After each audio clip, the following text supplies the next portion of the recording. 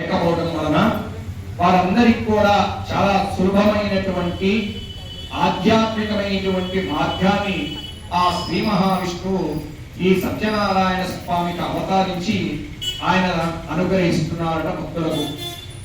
ఒకానొక సమయమున ఆ నారద మహర్షి లోక అనుగ్రహకాంక్ష కలవారు. చాలా సినిమాలో చూస్తుంటాం, నారదుడు అంటే ఒక కామెడీ మ్యాన్ గా చూపిస్తారు. వాస్తవంగా నారద మహర్షి తను ఒక పెద్ద ఒక ఋషి. ఆయన నిరంతరం లోకానికి సంబంధించినటువంటి కళ్యాణమైనటువంటి మంగళాలు కలగడం కోసం అతను నిరంతరం నారాయణ భక్తుడు. అతని నోట్లో నిరంతరం ఓం నమో నారాయణాయ అనేటువంటి మంత్రం తప్ప మరి ఏ తరమైనటువంటి మంత్రాలు రావు. అంత విశేషమైనటువంటి ఆ శ్రీ మహావిష్ణు యొక్క భక్తుడు నారదుడు శ్రీ మహావిష్ణువు ప్రార్థిస్తారట. శాంతాకారం భుజగశయనం పద్మనాభం సురేషం విశ్వాకారం గగన సదృశం మేఘవర్ణం శుభాంగం లక్ష్మీకాంతం కమలనయనం యోగవిద్యామగమ్యం వందే విష్ణుం భవభయహరం సర్వలోకైకనాథం. అంటే 7 పడగలు కలిగినటువంటి ఆ ఆదిశేషుడి మీద ఆ సముద్రుడి యొక్క మధ్యలో ఆ యొక్క ఆదిశేషుడి మీద శయనించినటువంటి ఆ శ్రీ మహావిష్ణువు మహాలక్ష్మితో కూడుకొని లోకానికి నిరంతరం మంగళం కలిగించే ఓ మహావిష్ణువు, నీకు నేను సర్వదా నమస్కరిస్తున్నాను అని నారద శ్రీ మహావిష్ణువును వేడుకొని ఈ విధంగా అడుగుతున్నాడంట. భూలోకంలో మానవులందరూ కూడా నానా యోనులతో పుట్టుచు, అంటే నానా విధమైనటువంటి నానా వర్ణములు అంటే అనేకమైనటువంటి కులములతో పుట్టినటువంటి మానవులు నీ యొక్క అనుగ్రహం లేకపోవడం వలన, వారి ఆధ్యాత్మికమైనటువంటి చింతన లేకపోవడం వలన వారందరికీ సమస్తమైనటువంటి గ్రహాదుల యొక్క వలన అనేకమైనటువంటి కష్టాలు పడుతూ ఉంటారు. వారందరికీ కూడా కష్టాలను తొలగాలంటే వారు ఏది ఆచరిస్తే వారికి తగినటువంటి ఫలం కలుగుతుందయ్యా అని ఆ నారద శ్రీ మహావిష్ణువును స్కాంద పురాణంలో ప్రార్థిస్తారంట. అప్పుడు ఆ శ్రీ మహావిష్ణువు చెప్తారంట, ఓ నారద మహర్షి, నువ్వు లోకహితార్థమై చాలా చక్కని విషయం అడిగినావు. నా చేతిలో ఉండేటువంటి సుదర్శనం, ఈ సుదర్శనం నేను వదులుతాను. ఈ సుదర్శనం ఎక్కడైతే వెళ్ళి కూర్చుంటుందో అక్కడ నేను ఉద్భవిస్తాను. అక్కడ నుండి అనేకమైనటువంటి మంగళాలన్నీ కూడా ప్రారంభమవుతాయి అని ఆ శ్రీ మహావిష్ణువు చెప్తూ తన చేతిలో ఉండేటువంటి సుదర్శనాన్ని వదులుతారు. ఆ సుదర్శనము భూమండలంతా తిరిగి మన నైమిషారణ్యం, ఇప్పుడు కూడా మనం చెప్తూ ఉంటాం, లక్నో యూపీ దగ్గర నైమిషారణ్యం అటువంటి క్షేత్రం ఉంది. అక్కడ వెళ్ళి ఆ సుదర్శన చక్రం కూర్చుంటున్నారు. అక్కడ అయితే ఆ సుదర్శన చక్రం ఎప్పుడైతే అక్కడ కూర్చుంటుందో అక్కడ ఉండేటువంటి నిరంతరం ఆ శ్రీ మహావిష్ణు యొక్క సత్యనారాయణ స్వామి వ్రతం అక్కడి నుంచే ప్రారంభమైంది.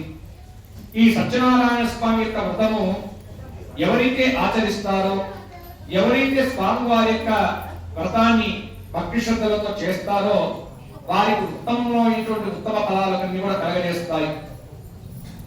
ఇప్పుడు కూడా అక్కడ నైమిషాలను స్నానం చేసేటప్పుడు అక్కడ చక్ర తీర్థం అని ఉంది. మనం తెలుసుకుంటూనే మనకు తెలియకుండా మనమే ఆ యొక్క చక్ర తీర్థం తిరుగుతూ స్నానం చేస్తామట. అంత విశేషమైనటువంటి స్థానం అక్కడ ఉంది. అంత విశేషమైనటువంటి పుణ్యభూమి, వేదభూమి, ఈ భారతీయ సనాతన సంస్కృతిలో భక్తులందరికీ కూడా ధార్మికమైనటువంటి చింతన, ధార్మికమైనటువంటి ఫలాలను కూడా కలిగించేటువంటి ఒకే ఒక వ్రతము, అది సత్యనారాయణ స్వామి వ్రతం. ఈ వ్రతము బ్రాహ్మణులు వైదికంగా చేయాలి. బ్రాహ్మణులు కానిటువంటి మిగతా వర్ణముల వారు పౌరాణికంగానే యుద్ధం చేయాలని శాస్త్రం చెప్తూ ఉంది. అంత విశేషమైనటువంటి వ్రతాన్ని మనం భగవంతుని విజ్ఞాపన చేసుకుంటాం. మనం ఏదైనా ఒక కార్యం ప్రారంభించేటప్పుడు ఇంట్లో ఉండేటువంటి పెద్దలకు మనం ఆ విషయాన్ని చెప్తాం, పలానా కార్యక్రమం మేము ప్రారంభిస్తున్నాం, పలానా వ్యాపారం చేస్తున్నాను, పలానా కుమార్తెలు వివాహం చేయాలని ఇంటి పెద్దలు ఏ విధంగా అయితే మనం వారికి అనుమతి కోరుతామో అదే విధంగా ఏదైనా ఒక కార్యం చేసేటప్పుడు విశ్వక్షేణుడు మహాగణపతిని ప్రార్థించారట. ఆ విధంగా ప్రార్థన చేసుకొని ఆ స్వామివారికి మనం సంకల్పం అంటాం. సంకల్పంగా విజ్ఞాపనం అంటే మన మనసులో ఉండేటువంటి కోరికను ఆ భగవంతునికి చెప్పుకోవడాన్ని సంకల్పము విజ్ఞాపనము అంటారు. ఆ విధంగా భగవంతుడి మన మనసులో ఉండేటువంటి కోరికను చెప్పుకోవడం వలన మనం చేసేటువంటి ఫలానా వ్రతం వలన నాకు మంగళం కలగాలి, ఈ యొక్క వ్రతం వలన నా కుటుంబానికి క్షేమం కలగాలి అని ప్రార్థన చేసుకోవడమే సంకల్పము.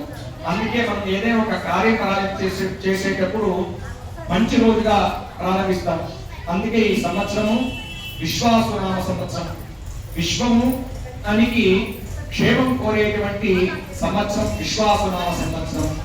దక్షిణాయనం, ఈ దక్షిణాయనంలోనే అనేకమైనటువంటి పండగలన్నీ కూడా ప్రారంభమవుతాయి. దక్షిణాయన పుణ్యకాలంలో పీఠాధిపతులందరూ కూడా, అనేక పీఠాల్లో ఉండేటువంటి వాళ్ళందరూ కూడా చాతుర్మాస దీక్ష అంటే 3 నెలల పాటు వారు పూర్తిగా ఎక్కడ ఒక క్షేత్రంలో గడుపుతూ వారి వైదికమైనటువంటి ధర్మాన్ని కొనసాగిస్తారు. ఈ దక్షిణాయన పుణ్యకాలంలో తొలి ఏకాదశి మొదలవుతుంది. ఈ తొలి ఏకాదశితోనే శ్రావణ మాసం, వినాయక చవితి, దేవీ నవరాత్రోత్సవాలు, కార్తీక మాసం, మార్గశిర మాసంతో ఈ యొక్క దక్షిణాయనం పూర్తి ఉత్తరాయణ పుణ్యకాలం మకర సంక్రాంతితో ప్రారంభమవుతుంది. మళ్ళా ఈ యొక్క దక్షిణాయన పుణ్యకాలంలో ఇటువంటి వ్రతము, యజ్ఞము, యాగం చేస్తే, గోదానం చేసిన గోవుకు నిత్యం ఇంత, ఆ యొక్క గోవుకు సంరక్షణకు నిత్యం ఇంత ఔషధం పెట్టినా, ఆ గోవును చేసినటువంటి ప్రార్థన చేసుకున్న అంత విశేషమైనటువంటి దక్షిణాయన పుణ్యకాలం కలుగుతుందన్న. అందుకే పితృదేవతలు అంటే చనిపోయినటువంటి తల్లిదండ్రులు కూడా ఈ దక్షిణాయన కాలంలో నువ్వులతో నీళ్లు వదిలితే విశేషం అనమాట. బ్రాహ్మణులకు దానధర్మాలు చేయడం వల్ల విశేషం కలుగుతుంది. అంత దక్షిణాయన పుణ్యకాలంలో మనం శ్రావణ మాసంలో శుద్ధపక్షంలో పౌర్ణమిలో శ్రవణ నక్షత్రము లక్ష్మీ హయగ్రీవుడు, సరస్వతీదేవి మూలా నక్షత్రంతో హయగ్రీవునికి శ్రవణ నక్షత్రం విశేషం. ఈ రోజు చాలా మంది విద్య అంటే అక్షరాభ్యాసం ప్రారంభం చేసే వాళ్ళందరూ ఈ రోజు ప్రారంభిస్తారు. అంత విశేషమైనటువంటి ఈ రోజు, దానితో శనివారం, ఆ శ్రీ మహావిష్ణువు అత్యంత విశేషమైనటువంటి శనివారం రోజు, నవగ్రహాలకు అధిపతి అయినటువంటి శనేశ్వరుని యొక్క ఈ యొక్క రోజు మనం ఈ వ్రతం చేయడం వలన మనకు విశేషమైనటువంటి ఫలాలను కూడా కలగజేస్తాయని మనం తెలుసుకుంటూ, ఈ సత్యనారాయణ స్వామి యొక్క వ్రతము ఆచరించేటప్పుడు మనం భగవంతుని భక్తితో శ్రద్ధతో ఈ వ్రతంలో కూర్చోవాలి.